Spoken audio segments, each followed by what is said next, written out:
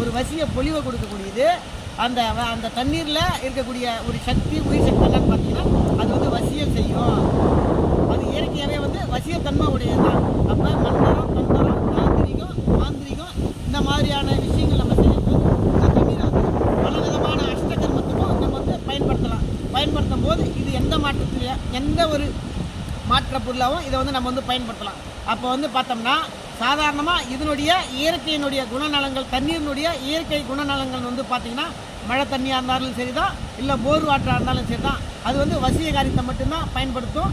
சுத்தமான தண்ணி வசீகரித்தை பயன்படுத்தும். அப்படி அந்த வசீகரிய தண்ணி அப்படின்னக்கூடிய அதனுடைய தண்ணியினுடைய ஒரு குணநலங்கள் வந்து பார்த்திங்கன்னா வசீகரித்தை பண்ணும். அளவுக்கு மிஞ்சினால் அமிர்தமும் விஷம். நன்றி, வணக்கம்.